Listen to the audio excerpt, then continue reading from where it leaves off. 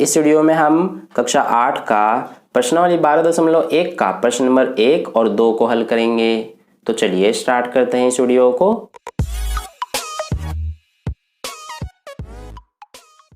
तो देखिए dear students, प्रश्न नंबर 1 में हमसे क्या कहा गया है कि मान ज्ञात कीजिए, और इसमें हमें कुल 3 भाग दिए गए हैं, जिसमें से पहला भाग हमें दिया गया है 3 की घात -2। तो देखिए डियर स्टूडेंट्स, इसका मान किस तरह से हम ज्ञात कर सकते हैं। इसके लिए सबसे पहले हम क्या करेंगे कि जो ये 3 की घात -2 है, यानी कि जो ये ऋणात्मक है घात, इसको सबसे पहले हम धनात्मक करेंगे। यानी कि -2 है तो इसको हम प्लस में 2 करेंगे। और देखिए ये हम किस तरह से करेंगे। इसके लिए हमारे पास एक नियम है कि जब किसी भी आधार की यानी कि a की घात अगर -m हो तो इसको हम +m करने के लिए, यानी कि इस -m जो घात है इसको धनात्मक करने के लिए हम क्या करेंगे कि इस पूरे को हम 1 के बटे में इस तरह से लिख देंगे, यानी 1 बटे में a की घात m। तो जो ये हमारा -m है घात, ये धनात्मक हो जाएगा यानी +m हो जाएगा।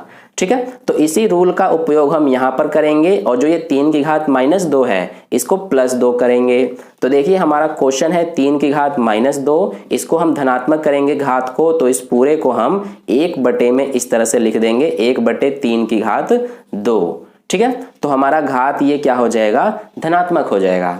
अब देखिए इसको आगे सॉल्व करेंगे तो ये हमारा किस तरह से सॉल्व होगा, 1 बटे में यहाँ पर 3 की घात 2 है, इसका मतलब क्या है कि 3 यहाँ पर हमारा 2 बार गुणा किया जाएगा। ठीक है, इस तरह से। अब देखिए ये हो जाएगा 1 बटे में 3 तिया 9, तो 1 बटे 9 यही हमारा आंसर है। ठीक है, तो इस तरह से पहला भाग सॉल्व हुआ।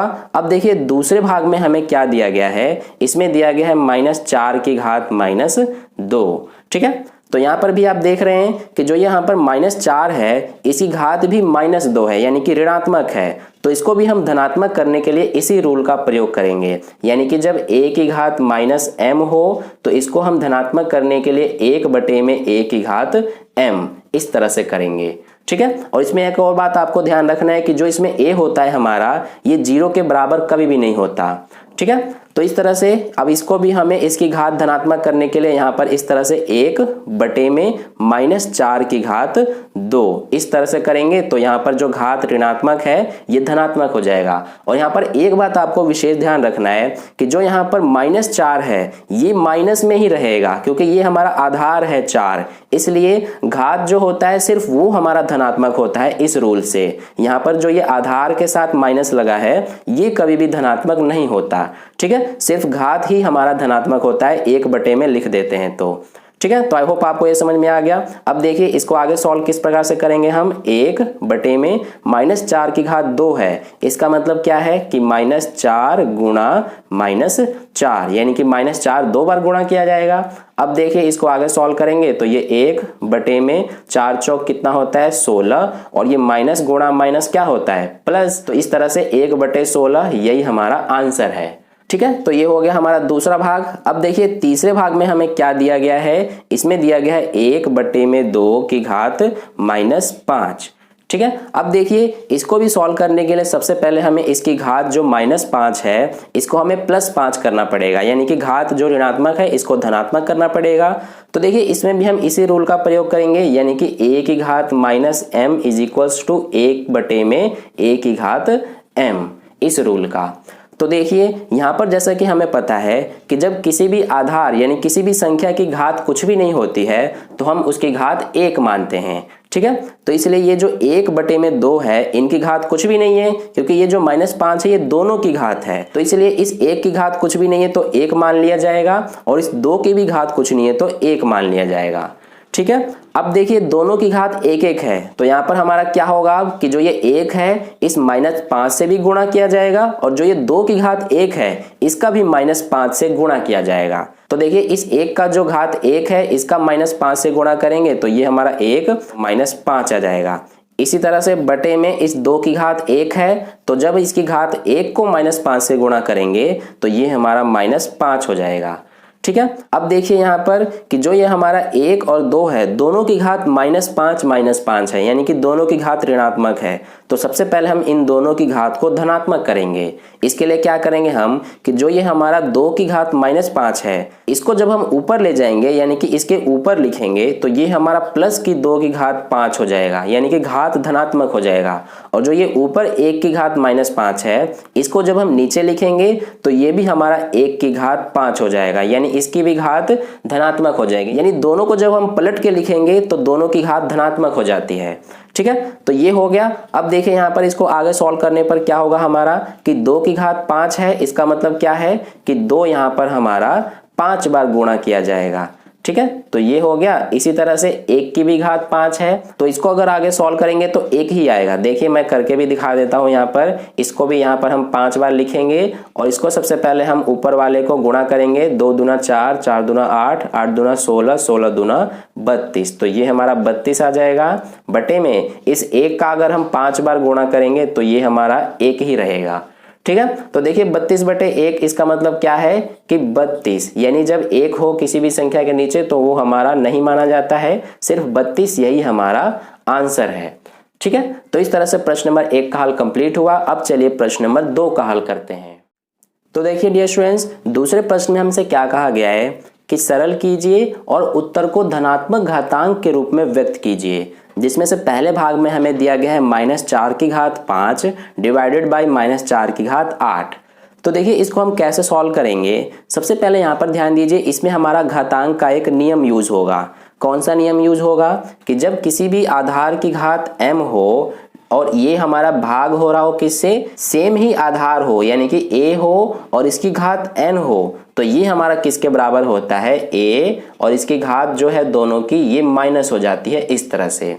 यानी कि जब हमारा आधार सेम हो और घातें अलग अलग हो और दोनों अगर भाग हो रही हो तो इसमें हमारा क्या होता है कि आधार को एक बार लिख देते हैं और दोनों घातों को घटा देते हैं। देखिए इसी नियम का यहाँ पर हम प्रयोग करेंगे। तो सबसे पहले यहाँ पर देखिए दोनों जो -4 और -4 है, आधार दोनों है और दोनों सेम है, तो इसमें हम इसी नियम का प्रयोग करेंगे। तो सबसे पहले यहाँ पर देखिए आधार को एक बार लिखते हैं, यानी कि यहाँ पर जो हमारा आधार है -4, इसको हम एक बार इस तरह से लिख देंगे और जो दोनों घातें हैं इस तरह से 5 और 8, इनको हम घटा देंगे। यानी 5 जो ये हमारा पहले है इसको पहले लिखेंगे, माइनस ये जो 8 है इस तरह से।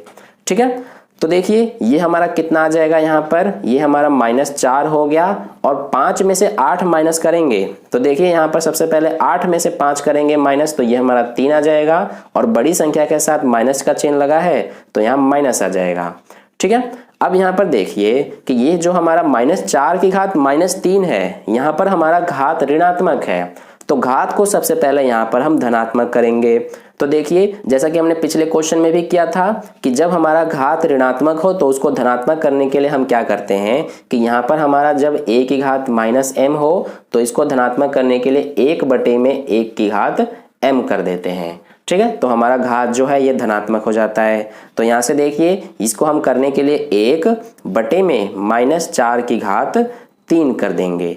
ठीक है, तो हमारा यहाँ पर घात धनात्मक हो जाएगा।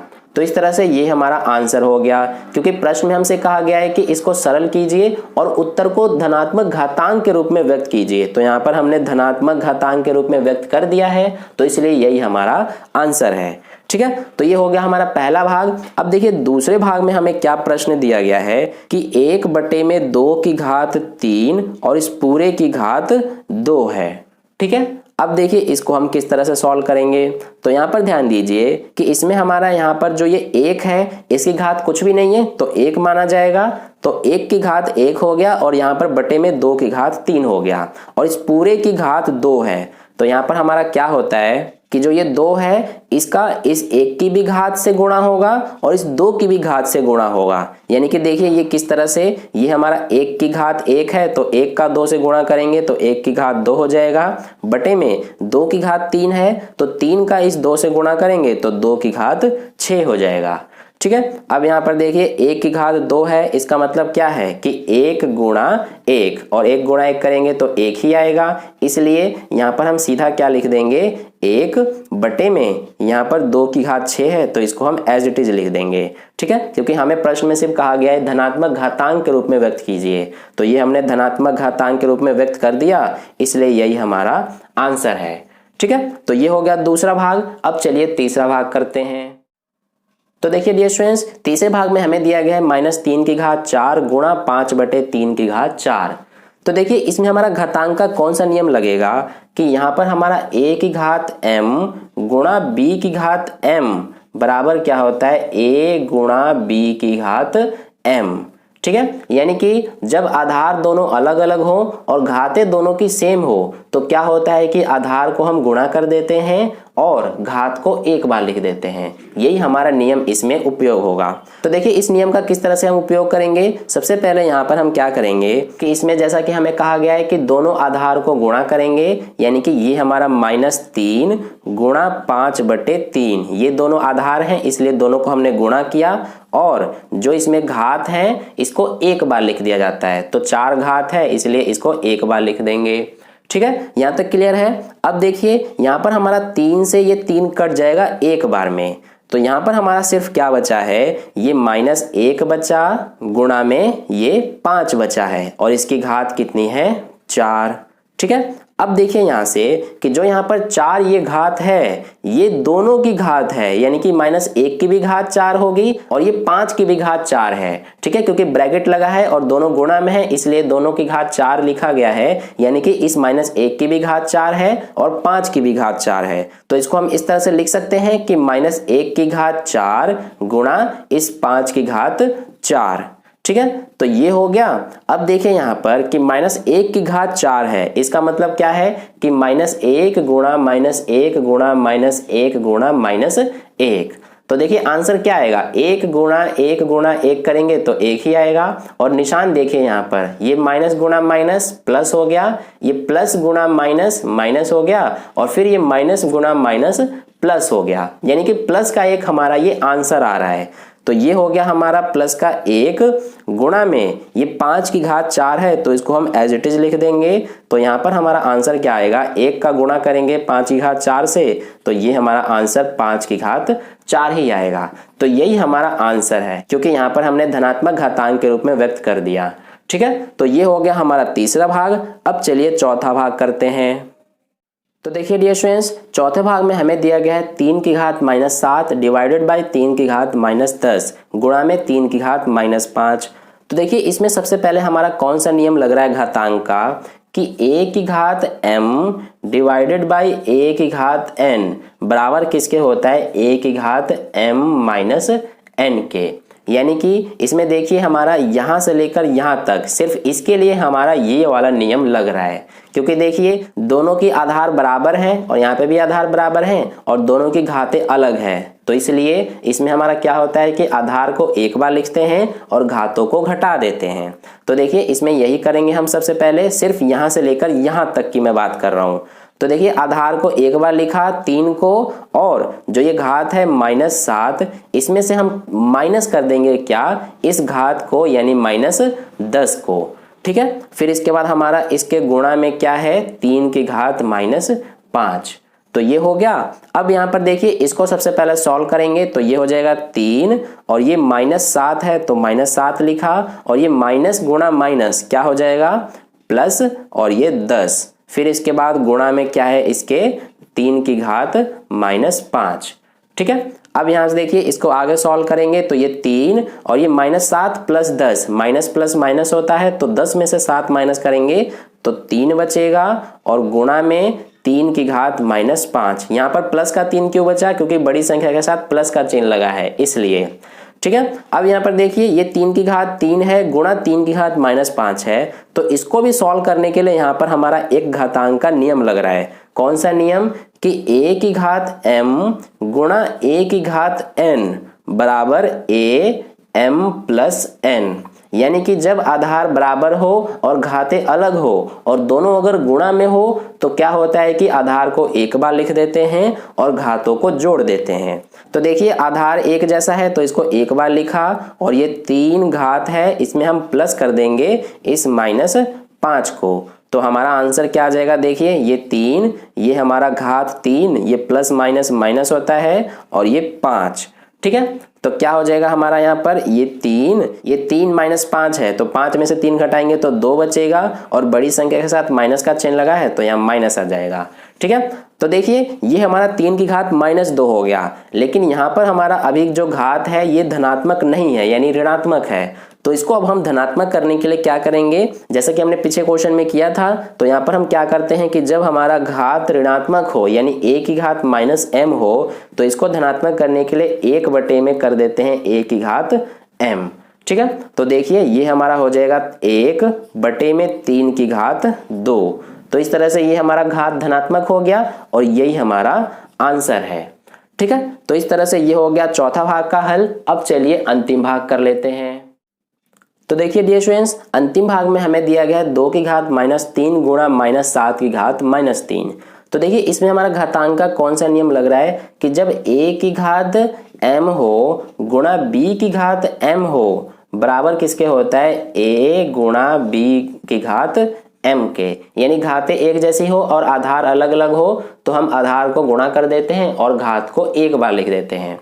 तो देखिए यहाँ पर हमारा आधार अलग अलग है तो इसको हम इस तरह से गुणा में लिख देंगे, 2 गुणा -7, और क्या करेंगे यहाँ पर हम कि घात को एक बार लिख देंगे इस तरह से।